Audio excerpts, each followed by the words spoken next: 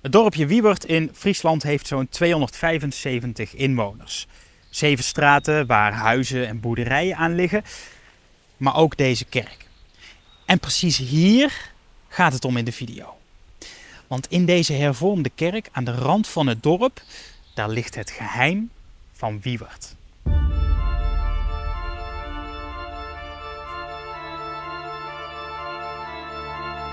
Dat geheim is niet echt meer een geheim.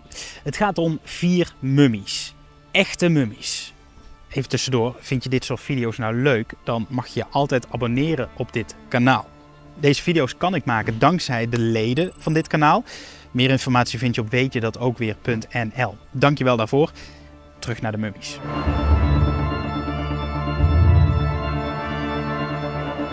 De bekendste mummies zijn denk ik wel Tutankhamon, de Egyptenaar, en de ijsmummie Ötzi.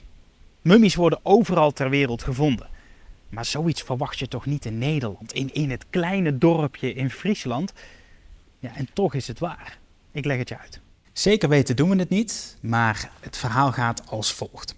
In 1765 waren 2 timmerlieden bezig met het interieur van deze kerk. Ze waren nieuwsgierig, dus ze gingen stiekem in de kelder kijken om te kijken wat daar lag. En daar vonden ze 11 doodskisten eigenlijk. Een van die timmerlieden die opende een van de kisten, die schrok zich helemaal dood en die rende gillend de kerk uit. Daar gingen ze het rondbazuinen, wat hadden ze gezien? Hij vond namelijk in een van die kisten een lichaam wat helemaal niet vergaan was. Wat dus echt gewoon nog in oorspronkelijke staat, alsof iemand net overleden was, met kleren aan enzovoort.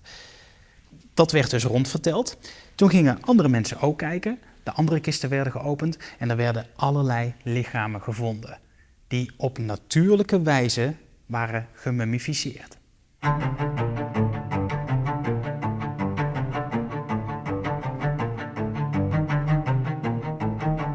Er kwamen veel mensen op af en er werden tal van onderzoeken gedaan in en om de kerk. Niet zonder risico. Het gerucht gaat dat er 1 kist met een mummie is ontvoerd en via de Titanic naar Amerika is verscheept. Nou, nogmaals, dat is een gerucht, een legende. 6 lichamen, 6 kisten werden overgebracht naar de Universiteit van Franeker. Daar werden ze onderzocht. De onderzoekers waren het over 1 ding eens. Ze hadden geen flauw idee hoe het kon dat die lichamen nog in zo'n goede staat waren. Het zou aan de perfecte luchtvochtigheid hier in deze kelder liggen. Want toen een van de 2 ventilatiegaten dicht werd gemaakt, ging de staat van alle lichamen heel snel achteruit.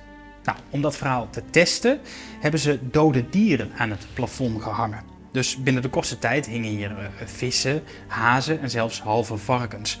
Maar elke keer weer vielen die van ellendigheid gewoon uit elkaar.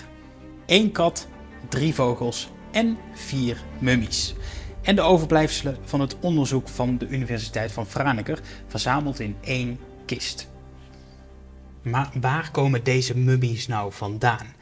Ik vertel je de korte versie van het hele lange verhaal. Deze kerk werd in de 12e of de 13e eeuw gebouwd. En deze kelder werd in de 17e eeuw gebouwd door een hele rijke familie. Tot zover niks bijzonders.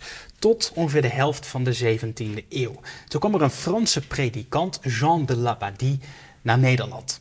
En dat was een kleine, maar vooral charismatische man en die kreeg de kerken bomvol.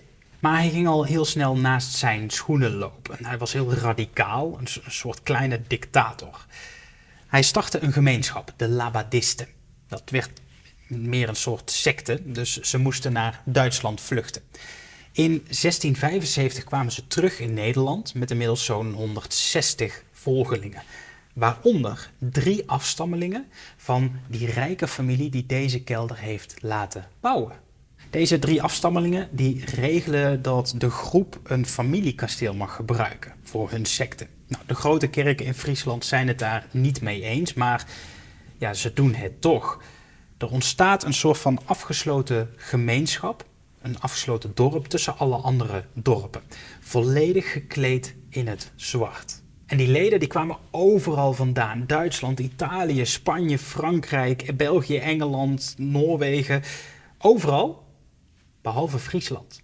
Want die Friesen, die moesten er maar niks van hebben. En het gekke is dat de Labadisten het familiekasteel mochten gebruiken, maar ook deze kelder. Die hoorde bij het kasteel, die was natuurlijk van de familie. Een van de mummies die hier ligt, is dus ook echt een lid geweest van de Labadisten. Goudsmid Stellingwerf. Maar wie zijn deze 3 andere mummies dan?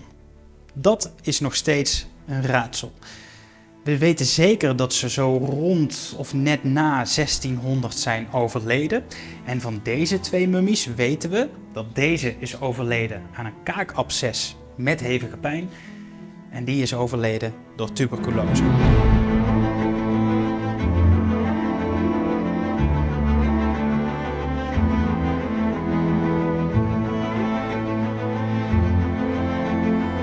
Daarom wordt dit het geheim van Wievert genoemd. We weten niet wie het zijn en we weten ook niet hoe het kan dat ze gemummificeerd zijn. Het verhaal gaat ook dat ze op dit moment met de moderne technieken niet onderzocht mogen worden om het mysterie in leven te houden. Nou, daar is ook wel iets voor te zeggen, toch? In ieder geval is dit een heel goed verhaal uit een klein dorpje midden in Friesland. Check weetjedatokweer.nl voor meer informatie. Bedankt voor het kijken. En ik zie je graag in de volgende.